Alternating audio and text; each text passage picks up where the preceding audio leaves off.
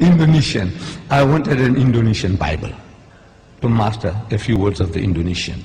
So I went to the Bible house in Durban. My city in South Africa has got a Bible house where they sell Bibles, specialize in Bibles in different languages. I want an Indonesian Bible. They said they haven't got it. Okay. I said, try Johannesburg. They might have it. So when I went to Johannesburg, I go to the Bible house in Johannesburg. And I go and search for this Indonesian Bible. And I got it. And I'm looking in the shelves, some other books. I see a New Testament, Greek and English. Like we have the Quran, Arabic and English, Greek and English, a New Testament. I took that big volume out and I'm starting to go through that. And the supervisor of the Bible house is watching me. You know, with this funny headgear and this beard. He says, what this guy is doing with all these expensive volumes, because this was an expensive volume which I took down, Greek, English of the New Testament. So he comes up to me, he says, good morning. I said, good morning. He said, what makes you interested in these books? I said, no, I do comparative religion, and I have come across something here in this Greek English of the New Testament that can be of use to me. He found me an interesting character. He said, would you like to have a cup of tea with me? I said, no, I don't mind at all. So he took me into his office. I said, now, you know, we believe in Jesus. And this was something astonishing to this supervisor. And all the supervisors in South Africa of the Bible houses are retired reverends. This was a Reverend Dunkers. He's amazed. I says, you know, we believe in Jesus and in his miraculous birth. And so saying, I started repeating these verses from the Quran. That we believe. And when I read it, he said, no, this is the same like my book. What you are saying now, that when the good news is given to Mary, the mother of Jesus, in the Holy Quran, she says, قَالَتْ رَبِّ أَنَّ يَكُونُ لِي وَلَدٌ وَلَمْ يَمْسَسْنِي بَشَرٌ. She said, oh my Lord, how can I have a child when no man has touched me? Which means physically, sexually. No man has touched me. So the angel says, قَالَ كَذَلِكِ اللَّهُ يَخْلُقُ مَا يَشَاءُ. Even so, Allah creates what He wills. إِذَا قَضَى أَمْرًا فَإِنَّمَا يَقُولُ لَهُ كُن فَيَكُونُ. Whenever He decrees a matter, He merely says to it, be, and He wills it and the thing comes into being. So the Reverend says, man, this is the same as my book. I said, yes, on the face of it, it's the same.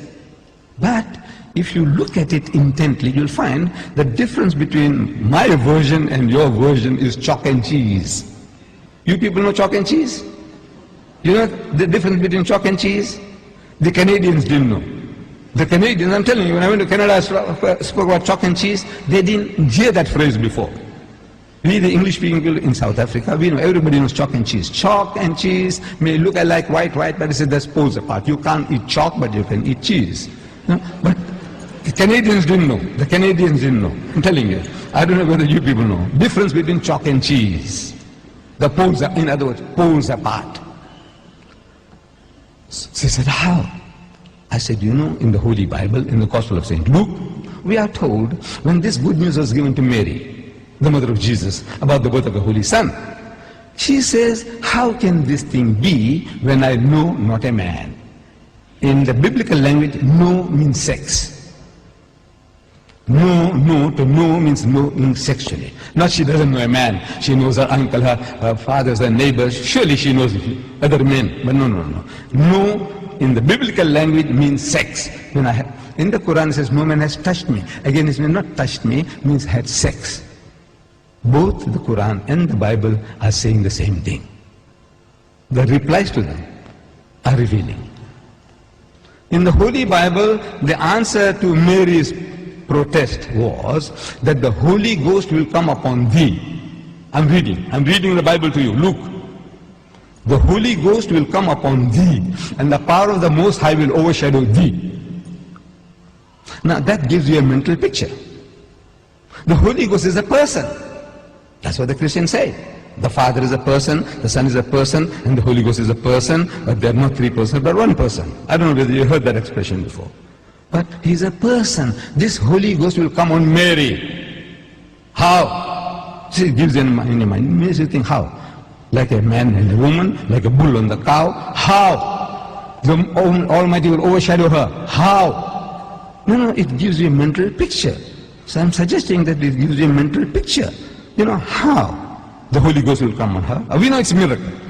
We agree it's a miracle. But the language that you're using, the language is down-to-earth language.